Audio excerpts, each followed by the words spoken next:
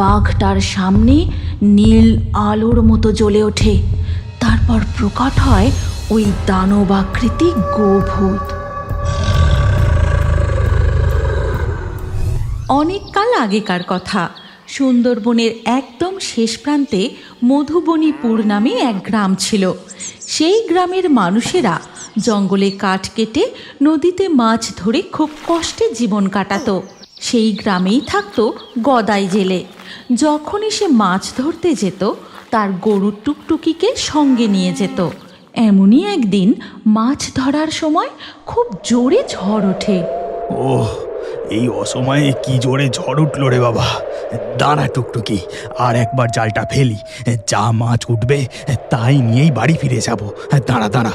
এই বলে গদাই পাড়ে দাঁড়িয়ে তার জাল নদীতে ফেলে। বাবা, জালে কি টান পড়েছে রে, মনে হয় খুব বড় মাছ। গদাই সমস্ত জোর লাগিয়ে তার জাল টেনে জলের উপরে তোলার চেষ্টা করে, কিন্তু হঠাৎ তার জালে আরও জোরে টান পড়ে আর সে সামলাতে না পেরে জলে পড়ে যায়। তখনই একটা বাঘ ওপারের জঙ্গল থেকে জলে ঝাঁপ দেয়।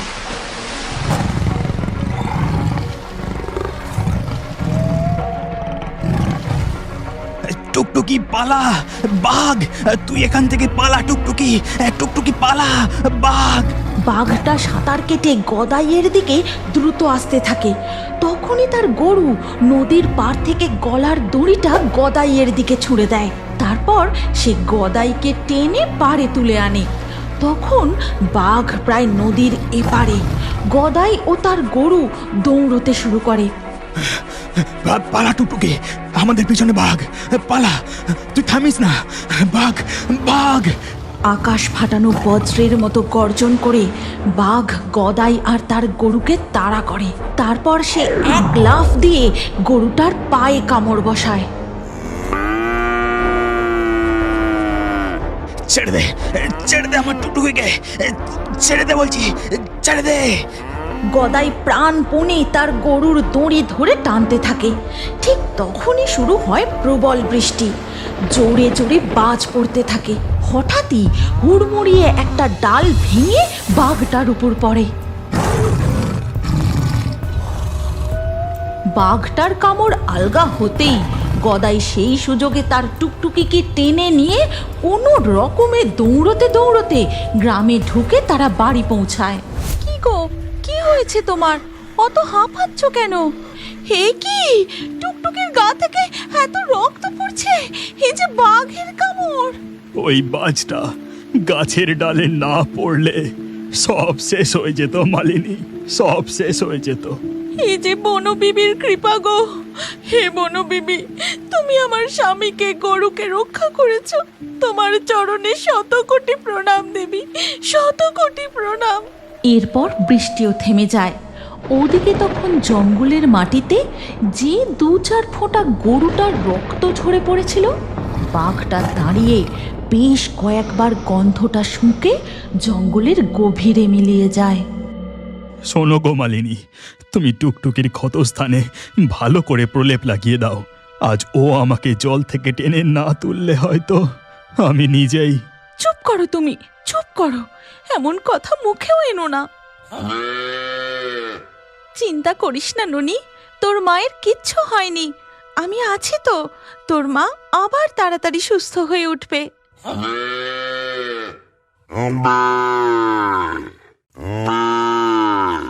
এরপর কেটে যায় বেশ কিছুদিন। টুকটুকি গরুও ধীরে ধীরে সুস্থ হয়ে উঠে হেঁটে চলে বেড়ায়, আর তার বাছুরও মন ভরে দুধ খায়।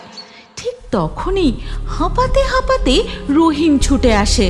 কি হলো রে রহিম, তুই এরকম হাঁপাচ্ছিস কেন?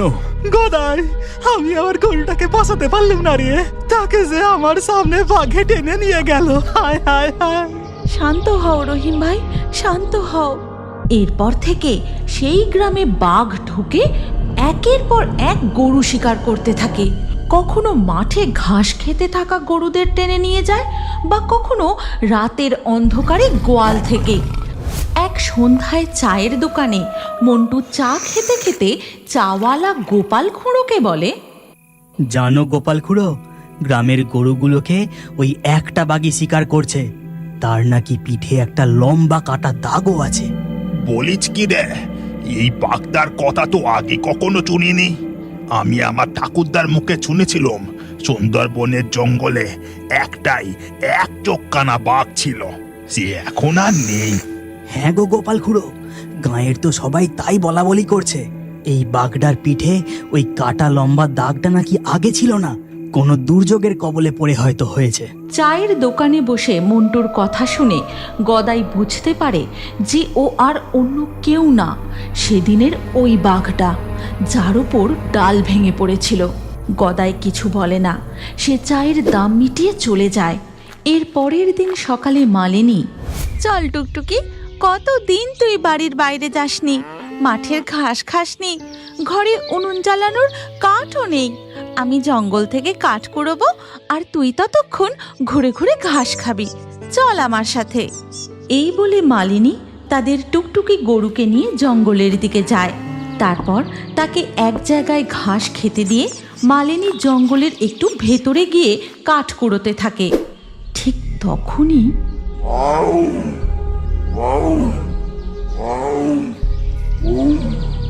হে ভগবান, বাঘটা যে একদম কাছাকাছি কোথাও আছে, এবার আমি কি করি? মালিনী ধীরে ধীরে হাঁটতে থাকে। ঠিক তখনই বাঘটা বন থেকে বেরিয়ে তার সামনে চলে আসে।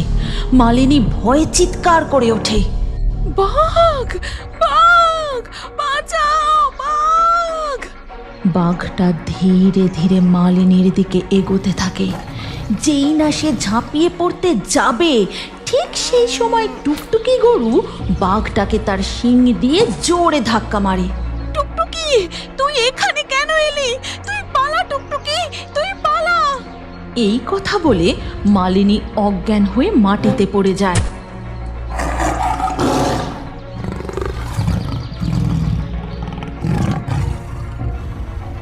গ্রামের পাশের জঙ্গলে বাঘের গর্জন শুনে বেশ কিছু গ্রামবাসী মশাল জ্বালিয়ে জঙ্গলে ঢুকে বাঘটাকে তাড়ানোর চেষ্টা করে। তারপর সেখানে গিয়ে দেখে, এ কি গো, এখানে যে মালিনী কাকিমা অজ্ঞান হয়ে পড়ে আছে। বাঘটা মনে হয় আমাদের দেখে ভয়ে পালিয়েছে। কিন্তু এই রক্তটা কিসের গো? জঙ্গলের দিকে চলে গেছে। মালিনী কাকিমার গায়ে তো একটা আঁচড়ের দাগও নেই। এরপর মালিনী যখন তার চোখ খোলে, সে তার বাড়ির বিছানায় শুয়ে। আমার টুকটুকি, আমার গরু, তুই কোথায় গেলি? হ্যাঁ, সে বাড়ি ফিরেছে, তুমি তাকে খেতে দিয়েছো? শান্ত হও গিন্নি, টুকটুকি যে আর নেই, সে তোমাকে বাড়ি ফেরানোর জন্য নিজে চলে গেছে। এরপর কেটে যায় বেশ কিছুদিন। গ্রামের গরুর উপর বাঘের উপদ্রব একদম কমে যায়।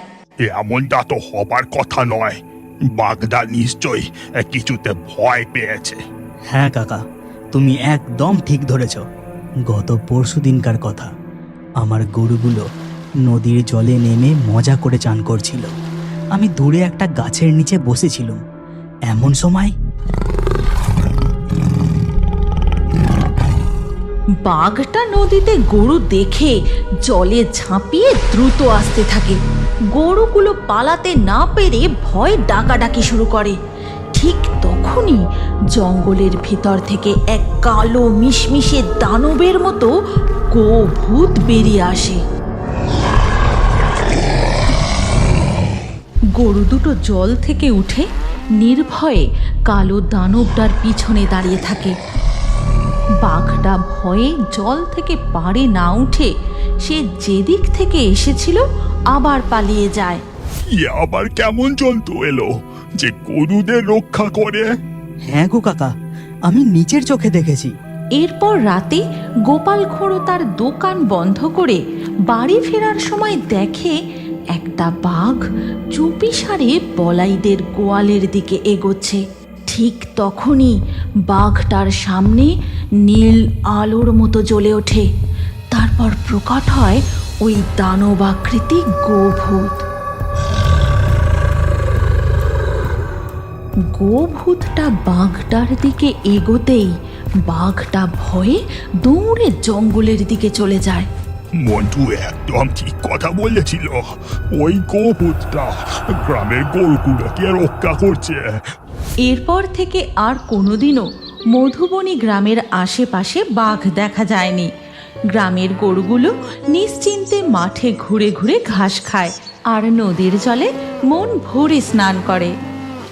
হয়তো আপনি জানেন না, আপনি যদি আমাদের গোপুতের কার্টুন চ্যানেলটি সাবস্ক্রাইব করে আপনার নাম কমেন্টে লেখেন, তাহলে আপনার নাম আমাদের কার্টুন ভিডিওতে দেখানো হয়। হ্যাঁ হ্যাঁ, সবাই জানে।